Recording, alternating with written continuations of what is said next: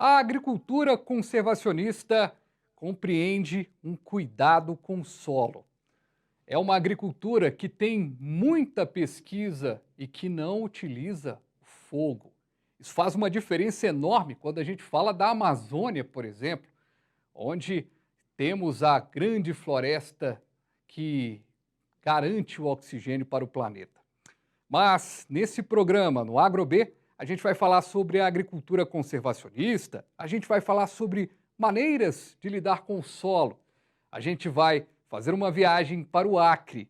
É o AgroB que está no ar agora.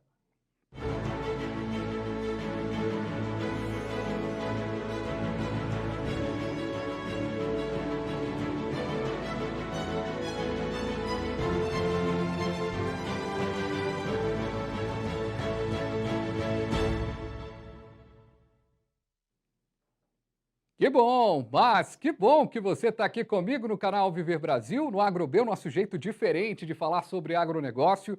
E hoje estamos aqui no canal 527 Claro HD, também no Claro 9 Analógico, youtube.com/, canal Viver Brasil, para falar sobre a agricultura conservacionista. Eu estou recebendo o Falberni Costa, pesquisador da Embrapa Acre, está direto da capital Rio Branco.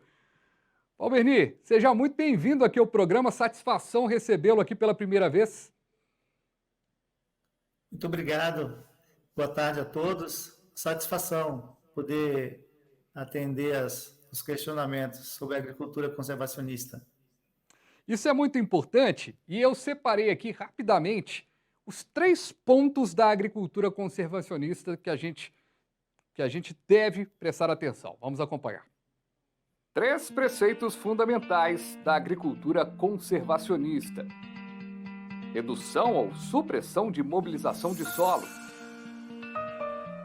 manutenção de resíduos culturais na superfície do solo, diversificação de espécies em rotação, consociação e ou sucessão de culturas.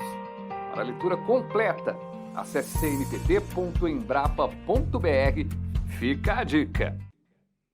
E fica a dica para você prestar atenção agora nesse programa que tem a honra aqui de trazer o Falberni, que tem uma história muito legal. Eu estava pesquisando aqui sobre os seus trabalhos aí, Falberni, um caminho já longo aí, né, na questão da agricultura. Para a gente entender aqui, a agricultura conservacionista, ela é aquela que, de certa forma, preserva ainda mais o meio ambiente, próximo ali da agricultura familiar, pode fazer uma diferença muito grande? Exatamente. Para nós aqui na Amazônia é fundamental que a agricultura siga esses preceitos que foram apresentados aí, com adição em destaque do uso, do não uso do fogo na nossa agricultura, sobretudo na escala familiar, que é a grande produtora de alimentos para as cidades. E o fogo, ele é ainda, infelizmente, um complicador, né? Essa conscientização para que os produtores não utilizem. Como se dá isso hoje no coração do Brasil, né? Na Amazônia? Bom, o trabalho que a gente vem conduzindo desde 2006, ou seja, 15 anos, né?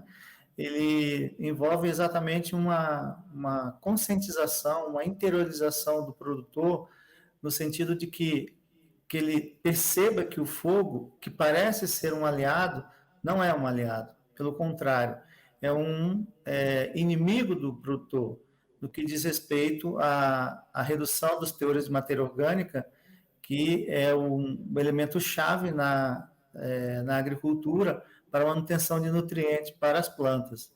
Então, na medida em que ele queima esses resíduos, ele perde fertilidade do solo, ele deixa de agregar fertilidade ao solo e, evidentemente, perdendo as suas produções. E essa conscientização não é um processo tão rápido, porque o uso do fogo é uma prática, se não milenar, pelo menos secular, que a gente tem conhecimento, né? Então, até que ele interiorize esse novo conhecimento, essa nova lógica de produzir alimentos, às vezes demora bastante, mas, felizmente, existem produtores e seus filhos que estão nessa direção de não utilizar mais o fogo na agricultura. E o fogo, ele além dessa questão toda, né, de prejudicar o solo, ele também tem um problema no ar, né? Você cria um problema também no ar, você cria um problema, talvez generalizado no que diz respeito à produção ali de recursos naturais naquela área, afasta animais, é complexo, né, Faubeni? Exatamente. Um dos aspectos importantes de se entender os efeitos do fogo por exemplo, em anos que chove menos, vamos chamar assim na Amazônia, que na Amazônia chove bem, né, mas em anos que chove menos, as florestas ficam mais secas, mesmo sobre o dossel dessas florestas. E qualquer fonte de fogo pode se alastrar para dentro das florestas e causar um dano maior ainda, tanto do ponto de vista da fauna quanto da flora, além do fato que o fogo é um promotor das emissões de gases de efeito estufa, né? Uhum. E esse fogo, de alguma forma, é considerado um crime hoje em vários pontos, né? Como é que foi? Como é que você analisa? A gente está falando aí de 15, 16 anos de trabalho, no que diz respeito a essa agricultura conservacionista. A gente, de certa forma, é um aprendizado também por parte do produtor, né? O produtor vai entendendo melhores maneiras, né, de lidar com sua produção e vai percebendo que a próxima safra vai ficando melhor do que se ele tivesse utilizado o fogo. É um panorama interessante ao passar isso para o agricultor. Exatamente. Agora, em relação ao uso do fogo, a gente não pode esquecer que existe um componente cultural muito grande, em grande parte explicado pela dificuldade de a assistência técnica com esses conhecimentos de chegar até os locais mais distantes da Amazônia. A Amazônia é um país dentro do Brasil com distâncias muito grandes.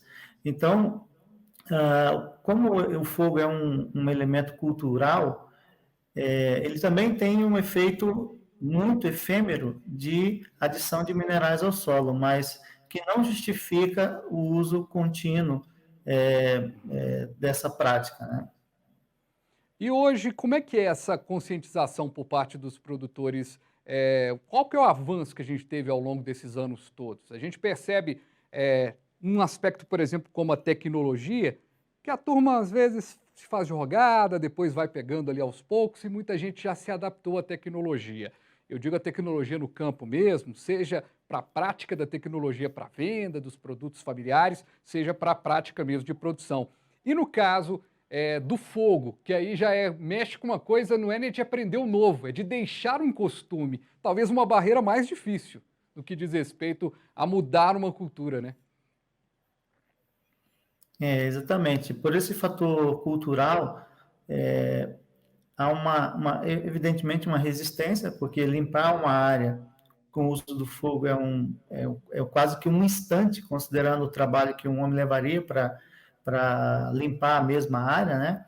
Todavia, essa transição do conhecimento do produtor de deixar de usar o uso do fogo, ele é muito importante, e na comunidade que nós já vimos trabalhando desde 2006, a gente já vê uma conscientização, assim, uma satisfação para o nosso trabalho, de perceber que quando eu fui as primeiras vezes nessas localidades, que dista daqui de Rio Branco até lá 700 quilômetros, porque na época eu morava lá próximo, né? Depois eu vim para a Uhum. Embrapa, eu estive como professor da universidade durante 3 anos nessa comunidade, próximo dessa comunidade, e depois vim para Rio Branco, aí como funcionário pescador da Embrapa.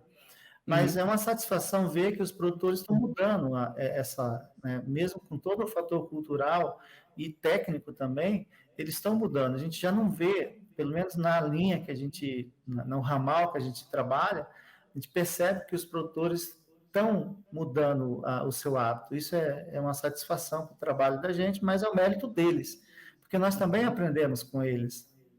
Claro, claro. Eu aprendi uma coisa aqui que eu até repito sempre, que o produtor, ele não precisa ser ensinado, né, Fabernê? Precisa só ser lapidado, né? Ele vai pegando, ele vai entendendo o que é o solo, vai entendendo aquela questão. E a gente está falando aí de um solo arenoso, né?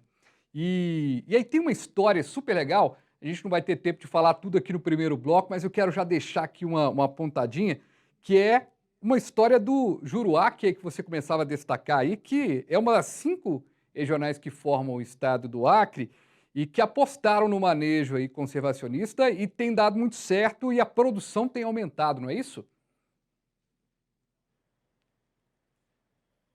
Exatamente, exatamente. Essa é uma constatação que a gente está observando, né? E os resultados, não só da pesquisa, do campo de pesquisa, mas também da adoção da tecnologia, mostra que a tecnologia está se consolidando. Legal, e eu tenho até um dado aqui que é super interessante sobre a produção, né? Teve um ganho muito grande, a produção de milho, de mandioca, né? Teve um grande avanço com o manejo conservacionista, tem o sistema adequado aos solos arenosos.